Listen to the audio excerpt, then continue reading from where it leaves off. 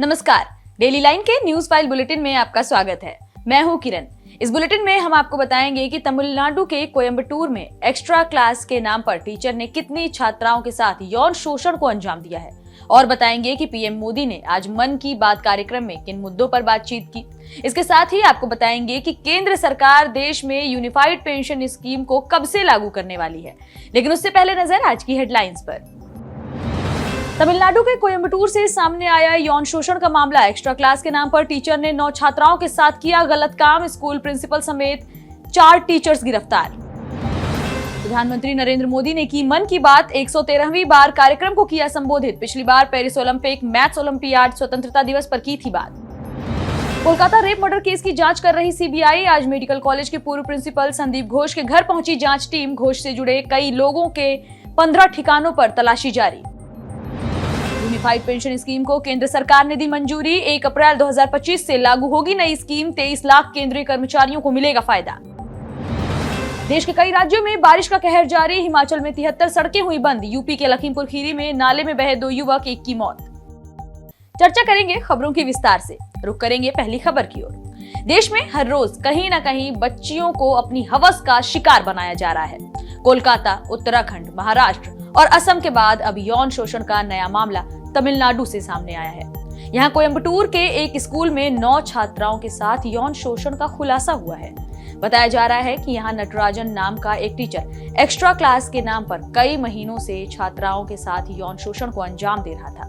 9वीं class की एक छात्रा ने जिला बाल संरक्षण विभाग की टीम को मामले की जानकारी दी है। इसके बाद टीम ने स्कूल की कई छात्राओं से पूछताछ की। इसमें सामने आया कि नटराजन ने 1-2 नहीं बल्कि 7वीं, 8वीं और 9वीं क्लास में पढ़ने वाली 9 छात्राओं को कई मौकों पर यौन उत्पीड़न का शिकार बनाया है। नटराजन स्कूल में इंटरमीडिएट का टीचर था। छात्राओं ने यह भी बताया कि उन्होंने हेडमास्टर और क्लास टीचर को इसकी जानकारी दी थी, लेकिन इसके खिलाफ कोई भी एक्शन नहीं लिया गया। बढ़ेंगे अगली खबर की ओर। प्रधानमंत्री नरेंद्र मोदी आज 113वीं बार मन की बात कार्यक्रम करते नजर आए। इससे पहले 28 जुलाई को पीएम मोदी ने मन की बात के 112वें संस्करण को संबोधित किया था। तब पीएम मोदी ने Paris Olympic, maths olympiad, Assam Moidam, tiger day, वनों के संरक्षण और स्वतंत्रता दिवस पर बात की थी। आपको बता दें कि मन की बात का पहला एपिसोड 3 अक्टूबर 2014 को प्रसारित हुआ था। बढ़ेंगे अगली खबर की ओर। कोलकाता रेप मर्डर केस की सीबीआई जांच कर रही है। आज सीबीआई की टीम आरजीकर मेडिकल कॉलेज के पूर्व प्रिंसिपल संदीप घोष के घर पहुंची। सीबीआई की टीम कोलकाता में मौजूद घोष और उनसे जुड़े लोगों के 15 ठिकानों पर तलाशी ले रही है। सीबीआई की एक टीम मेडिकल कॉलेज के फोरेंसिक मेडिसिन और टेक्नोलॉजिकल के डेमोन्स्ट्रेटर डॉक्टर देवाशीष सोम के घर भी पहुंची। कॉलेज के पूर्व सुपरिटेंडेंट अख्तर अली ने भ्रष्टाचार और अनियमितताओं का आरोप लगाते हुए 3 दिन पहले ही शिकायत दर्ज कराई थी। उन्होंने ही डॉक्टर देवाशीष सोम का नाम लिया था। सीबीआई ने संदीप घोष के खिलाफ 24 अगस्त को एफआईआर दर्ज की। घोष पर अपने कार्यकाल के दौरान मेडिकल कॉलेज में वित्तीय गड़बड़ी करने का आरोप लगा है। रुख करेंगे अगली खबर की ओर। न्यू पेंशन स्कीम की जगह अब केंद्रीय कर्मचारियों के लिए यूनिफाइड पेंशन स्कीम की घोषणा की गई है। केंद्रीय मंत्री अश्विनी वैष्णव ने शनिवार शाम यानी 24 अगस्त की शाम को इसकी जानकारी दी। केंद्रीय मंत्री ने बताया कि कैबिनेट बैठक में इसे मंजूरी दे दी गई है। यूपीएस 1 अप्रैल 2025 से लागू होगी। यूपीएस से 23 लाख केंद्रीय कर्मचारियों को फायदा होगा। कर्मचारियों के पास यूपीएस या एनपीएस में से कोई भी एक पेंशन स्कीम चुनने का ऑप्शन रहेगा। राज्य सरकार चाहे तो वे भी इसे अपना सकती हैं। अगर राज्य सरकार के कर्मचारी इसमें शामिल होते हैं तो करीब 90 लाख कर्मचारियों को देश भर में इसका फायदा होगा। पूर्व कैबिनेट सेक्रेटरी टीवी सोमनाथन ने इस बाबत कहा कि यूपीएस पूरी तरह कॉन्ट्रीब्यूटरी फंडेड स्कीम है।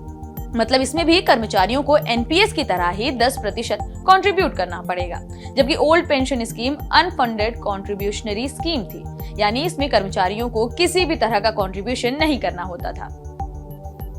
बढ़ेंगे अगली खबर की ओर। बहुजन समाज पार्टी की राष्ट्रीय अध्यक्ष मायावती ने SC/ST आरक्षण को लेकर सपा और कांग्रेस पर निशाना साधा है। मायावती ने इन दोनों पार्टियों को आरक्षण विरोधी पार्टी करार दिया है। उन्होंने कहा कि बसपा, सपा और कांग्रेस जैसी आरक्षण विरोधी पार्टियों के साथ किसी भी तरह के चुनाव में कोई गठबंधन नहीं करेगी। ये SC/ST और ओबीसी वर्गों के हित में उचित होगा। इसके साथ ही मायावती ने उनको सलाह देते हुए कहा कि इनको खुद अपने दम पर खड़े होना होगा। बढ़ेंगे अगली खबर की ओर। यूपी के बिजनौर में किसान एक्सप्रेस 2 हिस्सों में बंट गई। इंजन निकलकर 13 बोगियों के साथ 4 किलोमीटर आगे चला गया और 8 डिब्बे पीछे ही छूट गए। हादसे के वक्त ट्रेन की स्पीड 80 से 90 के बीच बताई जा रही है। ट्रेन नंबर 13307 किसान एक्सप्रेस झारखंड के धनबाद से पंजाब के फिरोजपुर जा रही थी, जहां मुरादाबाद के आगे सिवहरा और धामपुर स्टेशन के बीच रविवार सुबह 4 बजे यह हादसा हुआ। फिलहाल हादसे में किसी भी यात्री के घायल होने की खबर सामने नहीं आई है। बताया जा रहा है कि यह हादसा S3 और S4 डिब्बे को जोड़ने वाली बोगी की कपलिंग टूटने की वजह से हुआ था। गार्ड ने ड्राइवर और अफसरों को मामले की जानकारी दी। थोड़ी देर में ही रेलवे टीम मौके पर पहुंची और 1 घंटे की कड़ी मशक्कत के बाद डिब्बों को ट्रेन से जोड़ा गया। ट्रेन में सवार लोगों ने जानकारी मिलने के बाद जमकर हंगामा भी किया। अफसरों ने किसी तरह यात्रियों को शांत कराया और सभी को बसों और वैन में बैठाकर रवाना किया। बढ़ेंगे अगली खबर की ओर। देश के कई राज्यों में बारिश का दौर लगातार जारी है। मध्य प्रदेश में पिछले 24 घंटे में 21 से ज्यादा जिलों में तेज बारिश हुई है। प्रदेश की 2 प्रमुख नदियां नर्मदा और शिप्रा उफान पर हैं। वहीं उज्जैन में कई घाट और मंदिर शिप्रा नदी में डूब गए हैं। दूसरी ओर हिमाचल प्रदेश में बारिश के चलते 73 सड़कें बंद कर दी गई हैं। इनमें से 35 शिमला में, 20 मंडी में, 9 कांगड़ा और 6 कुल्लू में, 2 किन्नौर में और 1 ऊना जिले में सड़कें बंद हैं। उत्तर प्रदेश की बात की जाए तो यहाँ बलिया में सरयू नदी पर पीपा पुल बह गया है। वहीं लखीमपुर खीरी में नाले में 2 युवकों के डूबने की खबर सामने आई है, जिनमें से एक की मौत हुई है, वहीं दूसरे को बचा लिया गया है। फिलहाल इस बुलेटिन में इतना ही। देश और दुनिया से जुड़ी तमाम खबरों से अपडेटेड रहने के लिए बने रहिए डेली लाइन के साथ।